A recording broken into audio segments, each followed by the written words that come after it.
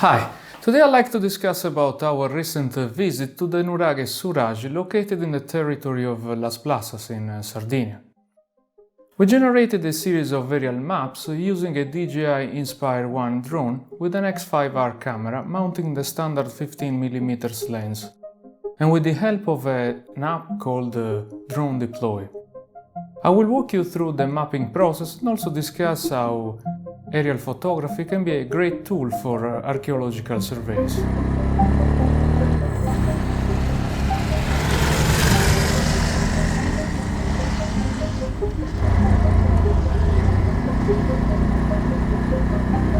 Our relatively short trip starts from the town of Barumeni, known for the UNESCO archaeological site Nuraghe.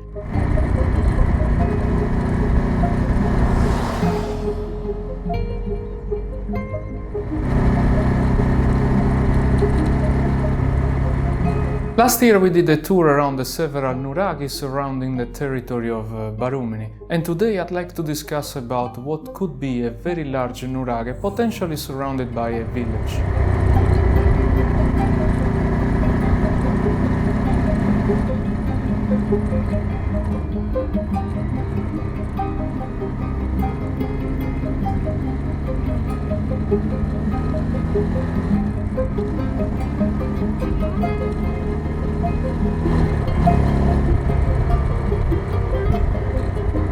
After only 3 kilometers drive from Barumeni, we reach Las Plassas, which is the ideal center of the Marmiglia region.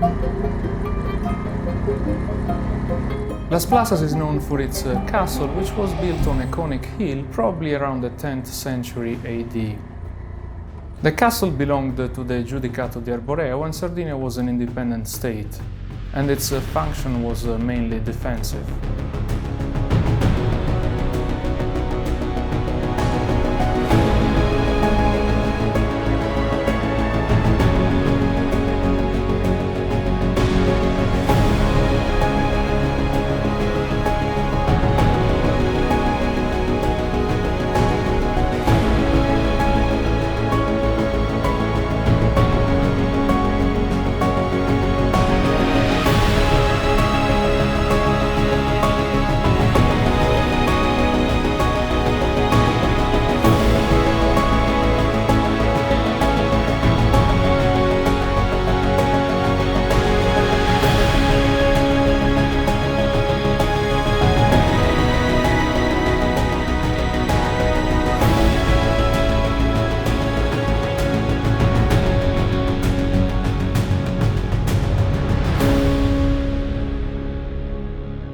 From Las Plassas we take a dirt road towards the southwest and we reach the Nuraghe Nuraghe after about 10 minutes.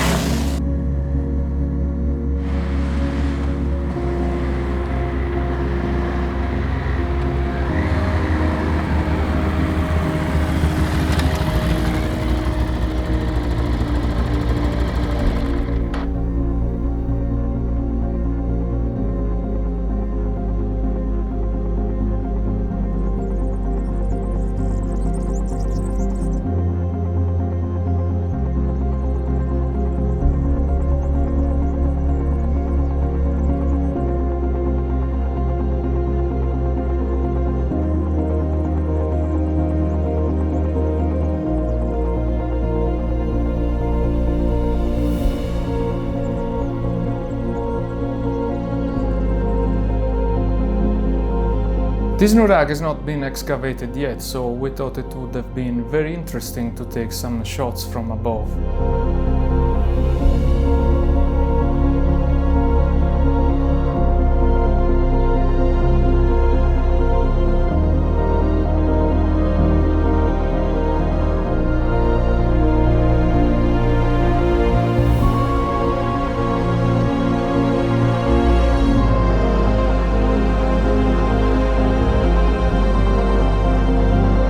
In the past years there has been a kind of revolution in archaeology, virtually allowing archaeologists to see through the ground without digging. In this sense, drones are particularly interesting. In fact, with a drone you can take multiple images from different positions and then stitch these images together to create a huge georeferenced map. Obviously, the best solutions to have an idea of what is buried underground would be to use advanced tools such as multispectral cameras or ground-penetrating radars. However, something can be done even with a simple RGB camera. Soils define how plants grow and can be affected by man-made features buried underground. Variations in the density and the color of the vegetation are often referred as crop marks. To generate a large aerial picture of the site, we use the trial version of the DroneDeploy app. This app helps the drone raster scanning the area and then collecting hundreds of pictures which are georeferenced. These images can be then uploaded to the DroneDeploy servers, which are then merged into a massive GeoTIFF, in this case with a resolution of about 2 cm per pixel.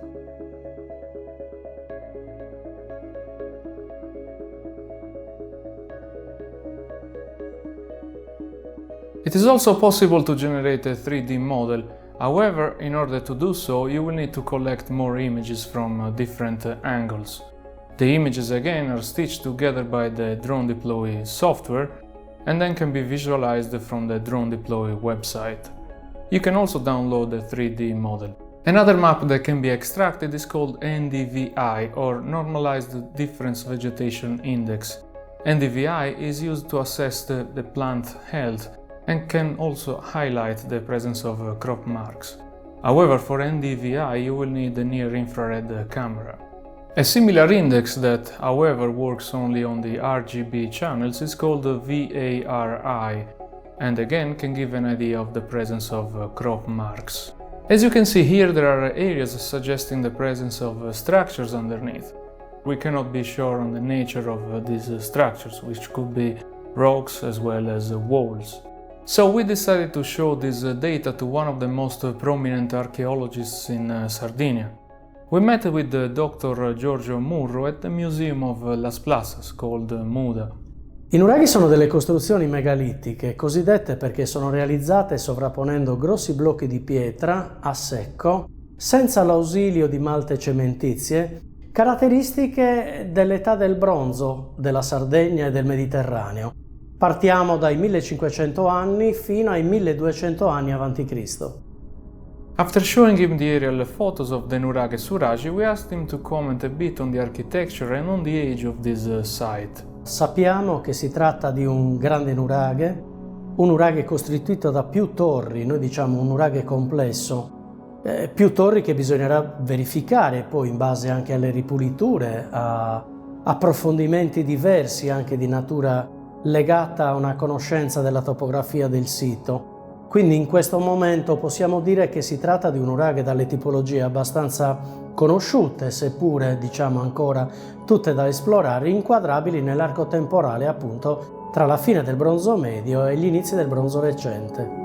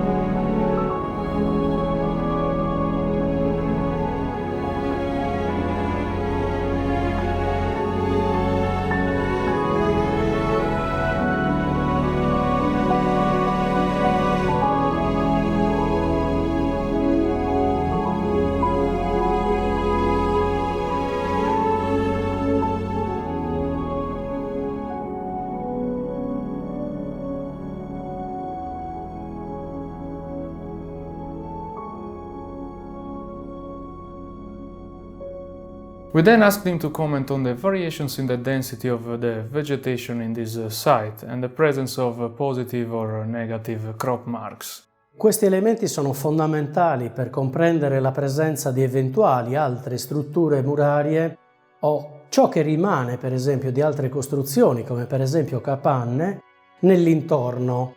Dobbiamo anche tener conto del fatto che siamo comunque su un rilievo di natura marnosa, cioè sia un rilievo di calcare, di suoli calcarei, insomma, che comunque incidono e hanno inciso in quella che è la produzione stessa degli elementi vegetativi del sito.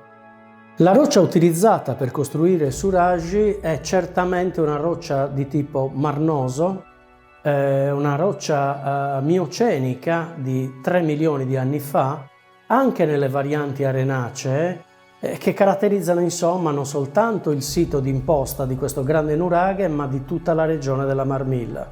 È sempre molto difficile dare una risposta sulla funzione dei nuraghi. Oggi dobbiamo immaginare i nuraghi come facenti parte di un sistema, non possiamo più studiarli singolarmente, dobbiamo vederli all'interno di un'entità territoriale, dove ciascuno di questi può aver avuto la sua funzione.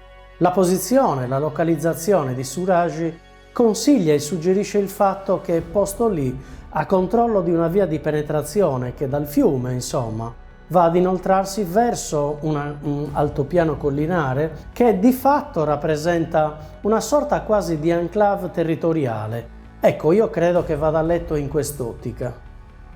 We then asked him to comment on the positive outcomes from an excavation of such a large site. Lo scavo archeologico è sempre un momento scientifico.